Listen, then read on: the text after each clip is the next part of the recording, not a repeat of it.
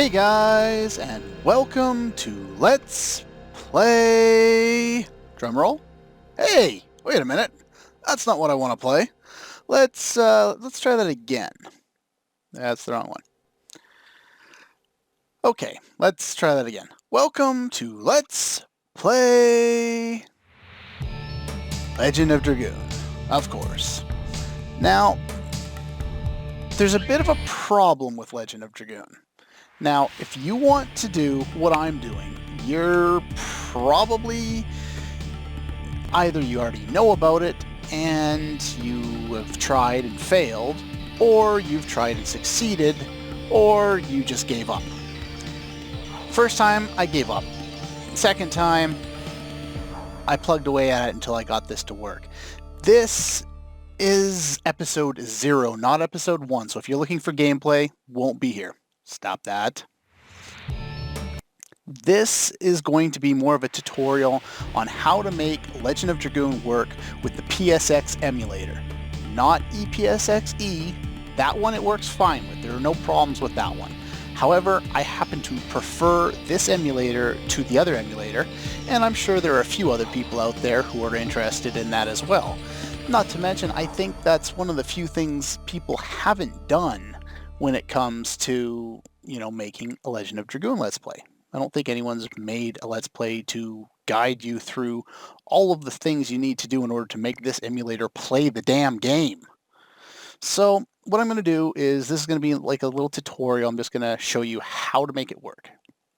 Now, to be, kind of basic, you need the emulator. Now, this emulator is either called PSX emulator, and this is not it. Do not go there. I'm not going to tell you where to download it. I'm not telling you. It's also called psxfin, if you're wondering. That one will take you to, I believe that's the official site. But anyway, that's what is there. And now, back to this one. This will not work here. Now, the reason why it won't work is because of the BIOS. Now, what the BIOS is, and I'll just show you here, go to Configuration, select BIOS, and now this PS2 BIOS doesn't work. There is no PS2 support for this emulator right now. But the way it works is there is a BIOS, and SC PH1001, that is the North American version of the PlayStation OS. The first PlayStation OS, not PS2, 3, whatever. This is the one that we use in North America, and it plays games at, I think it's either 60 hertz or 60 frames per second. I can't recall which. The PAL versions play them in 50 FPS because of the way the TVs and everything else was, especially before we had, lots of HD and HDMI and everything else. We pretty much don't have to worry about that anymore. However, it is a bit of a problem if you're trying to play some older titles. Now, Legend of Dragoon was made by Sony. Now, as I'm sure many of you are aware, Sony did not like people to play burnt games on any of their consoles, really, but it was specifically annoying with the PS1 because a lot of people really were trying to do that at that point, or at least I heard a lot about it. And there was just a lot of issue trying to make that work. People needed a mod chip, or they needed this, or they needed that, and there was copy protection.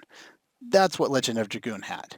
Sony designed it, they designed the system, they put copy protection on the game, which I guess protected it from being duplicated, but it also prevented the disc, or maybe whoever ripped this copy of Legend of Dragoon for me, happened to rip it from like a burnt copy of the disc instead of the original copy. Now, I have the original copy, I just haven't ripped it off there. I'm not sure if that would make a difference, but from everything I've heard from everywhere else on the internet, it will not play with this BIOS, the North American one. However, there are a couple of other BIOS that will work. Now, I believe 7502 is the PAL version, as is DTH 3002. Now, they both have separate uses in this playthrough that I'm going to be doing. I am going to go through the whole game on this emulator, save for, I think it's 4 spots where I have to change to the other emulator in order to bypass impassable glitches. Now, I've done some research into this. No one else has been able to get past these either, so there's nothing I can do. You cannot play this game completely with this emulator. So I'll be showing off, how to go into the other emulator when that's more appropriate. I'm not going to throw everything at you right off the bat. So these are, this one and this one are both PAL versions of the BIOS. At least I believe they are. They both work when this one does not. So I'm going to assume they're variants of the PAL version. And so basically, in order to make this work the way we want to, we need to install multiple versions of the PSX emulator. Now, in order to do that, I'm not going to show you where to download BIOSes. They don't come with the emulator. You got to go find them by yourself. There's a nice pack out there somewhere that I found that has like every one imaginable in it. So let's just minimize all of this stuff. Okay, now here I have a copy of that. I'm just going to open that in WinRAR, make sure that's actually on the screen. And we have all of the stuff here. Now the easiest way is to just use extract here, but you can do it this way as well and drag and drop if you so desire. Anyway, so we're going to extract one copy here. This is your main one, so you want to call this one, let's say, if you want to use the North American BIOS, let's call it 1001. Now let's extract another one, and we'll call it 3002. And of course the final one will be 7002. And once we have all that done, or 7502, whatever it is. Anyway, once we have that set up, we can go in and do configuration. Now, these are all going to run with stock configurations because I just extracted them. So we're going to open it up. We're going to select our language. It requires a BIOS, so we must find a BIOS. Now, the way it works, and we'll just take a look here, is it's got folders set up for everything that you could possibly need. Screenshots, save states, CD images, memory cards, and BIOSes. So in order to do this properly, we need a BIOS. And now the default directory, for the BIOS will be right here, obviously, where it tells you to put the BIOS. That's not where I have mine. Now let's go through my junk here, because I already have a BIOS somewhere. And I clicked right on it. And there it is, right where I was showing you earlier. So we'll open that up. And that's extremely loud. Let's turn that down. It's unfortunate, because of my recording setup, I always have to lower the volume normally before I start recording. So sorry about that, I forgot to hit mute. Now, from here, we can go and we can set up our different configuration things. Now, there are certain things, our BIOS is set, that's fine. You can set your memory cards. You start off with none. Does this one actually make memory cards for you? Can I make a memory card with this? I don't even know if I can. Nah. I have memory cards. You can find them. Just Google it. Anyway, there are a whole crap ton of options you can play with if you feel like set up your own controller, and it does work. I'm using a PS2 controller to play most of my games on it anyway.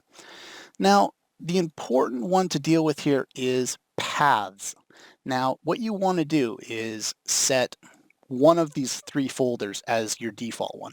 For this instance, I'm going to set it to the 1001 version because that's the one I want to play most of the game on. And so all of your default things, as you see, it just says one name. If you check to see where it's actually located, as you can see, it's located on the desktop and right here. And so yeah, it's located in the base folder. So if I really wanted to, let's find out where did I put that. There we go. Say that I wanted to take the other two. You want all of these directories to be the same. save for screenshots because I won't be using that.